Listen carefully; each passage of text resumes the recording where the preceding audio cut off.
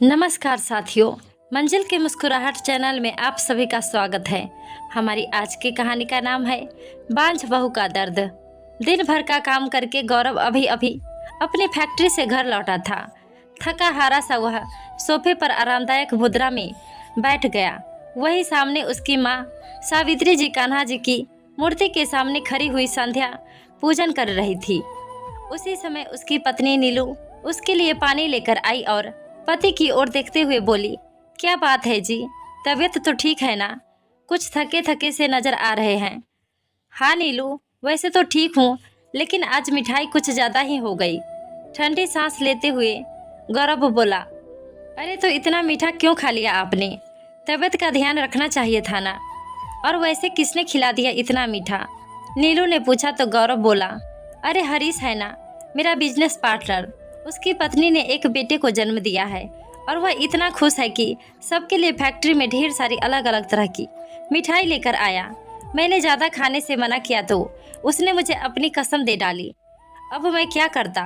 उसे इतनी ज़्यादा खुशी थी कि मैं मना ही न कर पाया। तभी सावित्री जी संध्या पूजन खत्म करके उसके पास सोफे पर बैठ गई और गहरी सांस लेते हुए बोली, न जाने भगवान तुझे कब औलाद देगा। मैं तो दिन रात इस चिंता में घुली जा रही हूँ। इतना सुनते ही नीलू के चेहरे पर उदासी छा गई और आंखों में नमी उतर आई। वह चुपचाप अपने कमरे में चली गई। तभी गौरव उसके पीछे पीछे आया। नीलू की आंखों में आंसू देखकर उसके मन को जैसे धक्का सा लगा। अपनी पत्नी के आंसू पोंछते हुए गौरव उसे कहने लगा, अरे तुम भी ना छोटी सी बात पर उदास हो जाती हो, माँ की तो आदत है। कहते कहते गौरव का गला भी रूंध गया। फिर नीलू बोली, मैं आपके दुख का कारण भली भांति समझती हूँ। मैं भी कितनी अभागन हूँ ना, जो विवाह के 7 वर्षों के पश्चात भी इस घर को एक वारिस तक ना दे सकी। अरे नहीं नीलू, दिल छोटा मत करो। यह बात तुम्हारे हाथ में तो नहीं है ना। औलाद तो भगवान की देन है और फिर मुझे औलाद की इतनी भी इच्छा नहीं है। मैं तो सिर्फ इतना चाहता हूँ कि जिंदगी भर अपने परिवार को ढेर सारी खुशियाँ दे सकूँ। मेरा यह छोटा सा परिवार ही मेरे लिए सब कुछ है। बस अब तुम कभी उदास मत होना। अच्छा, अब जल्दी से मेरे लिए एक करक चाय बनाकर ले आओ। तुम्हारे हाथ की चाय पीकर तन मन सब तृप्त हो जाता है। ऐसा कहते हुए गौरव हाथ मुंह धोने के लिए चला गया, लेकिन जैसे ही बाथरूम से बाहर आया तो उसे नीलू के उबकाया लेने की आवाज़ सुनाई दी। वह दौड़कर वॉश बेसिन के पास पहुंचा तो देखा कि नीलू को उल्टी आ रही थी। पत्नी को उल्टियाँ करते देख गौरव घबरा गया और बोला, मुझे लगता है डॉक्टर को दिखाना पड़ेगा। कहीं रात को तुम्हारी तबीयत ज़्यादा बिगड़ न जाए। लेकिन सावित्री जी जो रसोई घर से उसे उल्टियाँ करते देख रही थी, बड़ी खुशी से बोली, आखिर वह दिन आ ही गया जिसका हम इतने वर्षों से इंतजार कर रहे थे। आखिरकार कान्हा जी ने मेरी पुकार सुन ही ली। अब तो मैं जल्दी ही अपने प्यारे से पोते को गोद में खिलाऊंगी। इतना सुनते ही गौरव भी खुशी से उछल पड़ा और नीलू शर्मा कर अपने कमरे में चली गई। इधर गौरव की माँ ने उसके पिताजी को भी यह खुशखबरी सुना दी। घर में तो जैसे त्योहार जैसा माहौल हो चुका था। अगले दिन सुबह गौरव नीलू को कार में बिठाकर चेकअप करवाने डॉक्टर के पास ले गया। डॉक्टर ने कुछ टेस्ट करवाए और उसके बाद नीलू की जांच करते हुए पूछने लगी, तुमने दोपहर के खाने में क्या खाया था? जी राजमा चावल। बासी थे क्या? जी हाँ, 1 दिन पहले बनाए थे। फिर डॉक्टर बिना कुछ कहे अपनी कुर्सी पर बैठ गई और दवाइयाँ लिखने लगी। सब कुछ ठीक तो है ना मैम? क्या क्या सावधानियाँ बरतनी होगी? सामने खड़ा गौरव उत्सुकता से पूछने लगा। बैठ जाइए मिस्टर गौरव। दरअसल आपकी पत्नी ने बासी खाना खा लिया था, बस उसी के कारण बदहजमी हो गई है। जैसा आप लोग सोच रहे हैं वैसा कुछ नहीं है। मैं दवाइयाँ लिख देती हूँ, 2 दिन में ठीक हो जाएंगी। सुनते ही नीलू के दिल को एक झटका सा लगा और गौरव को तो जैसे काटो तो खून नहीं। उन्हें ऐसा लगा जैसे उन पर कोई वज्रपात हुआ हो।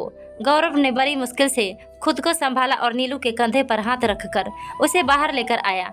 जैसे ही नीलू कार में बैठी तो फूट फूट कर रोने लगी और रोते हुए बोली, मेरी बात मानिए, अब आप दूसरी शादी कर लीजिए।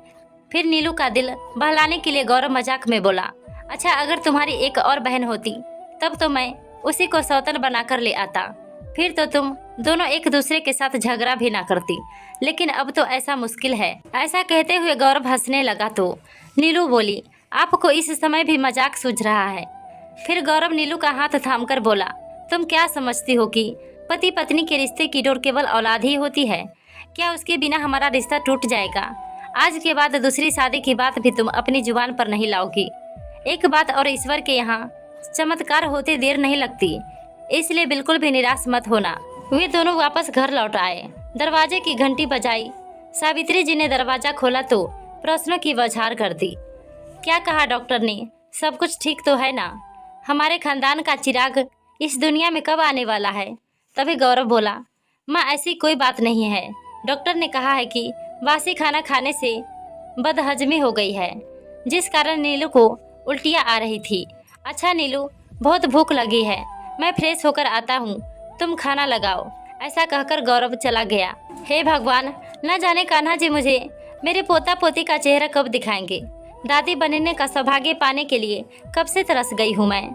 सासू माँ ने कहा तो नीलू उदास होकर भरी आंखें लिए रसोई घर में चली गई और खाने की तैयारी करने लगी।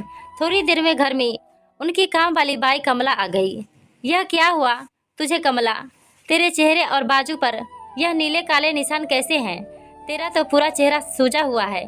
इतनी बात सुनते ही कमला सिसकते हुए बोली, क्या बताऊँ मेम साहब, पहले ही मेरे 4 बच्चे हैं, अब 5वां बच्चा भी इस दुनिया में आने वाला है। पति कहता था कि गर्भपात करा दो, लेकिन नन्ही सी जान को मारने को मेरा मन नहीं मानता था, इसलिए मैं राजी नहीं हुई।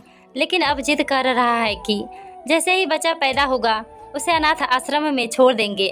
कहता है कि इतनी महंगाई के ज़माने में खर्च नहीं उठा सकता। मैं इस पर भी मना किया तो मुझे पीटने लगा। अब कुछ दिनों बाद बच्चे के पैदा होने के साथ ही वह उसे अनाथ आश्रम में छोड़ देगा। माँ बाप के होते हुए भी वो अनाथों की जिंदगी जिएगा। कहते हुए कमला रोने लगी। इतना सुनते ही नीलू सोच में पड़ गई। वह हैरान थी कि जहाँ ज़रूरत नहीं है वहाँ भगवान इतना दे रहा है, और हमें ज़रूरत है तो आंखें नीचे बैठा है। अपना काम निपटाकर कमला चली गई तो नीलू अपने कमरे में आ गई। नीलू अपने ही सोच विचार में गुम थी। कमरे में बैठा गौरव, जिसने उन दोनों की सारी बातें सुन ली थी, अपनी पत्नी से बोला, नीलू मेरे मन में एक ख्याल आया है, क्यों ना कमला के बच्चे को हम गोद ले लें।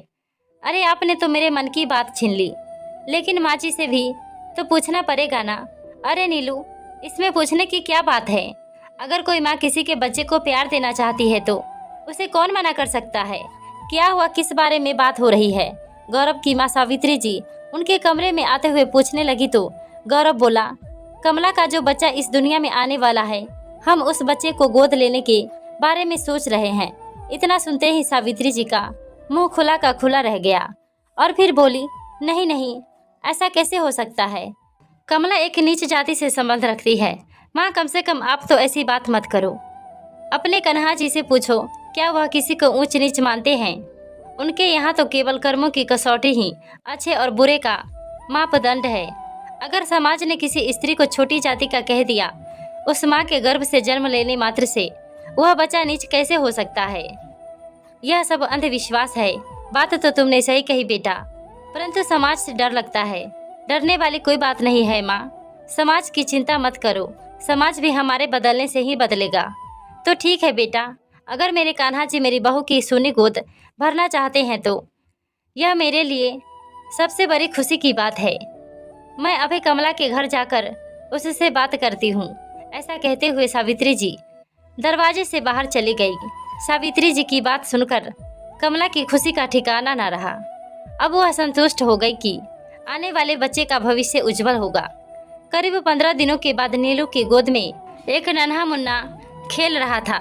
मुन्ने को प्यार और दुलार देती हुई नीलू का चेहरा खुशी से चमक रहा था और माँ बेटे को एक साथ देख कर तो सावित्री जी उन दोनों की भलाई ही लेती जा रही थी। दोस्तों, यह कहानी कैसी लगी कमेंट में अपना राय जरूर बताएं। साथ ही चैनल पर नए हैं तो लाइक और सब्सक्राइब करना ना भूलें। बहुत बहुत धन्यवाद।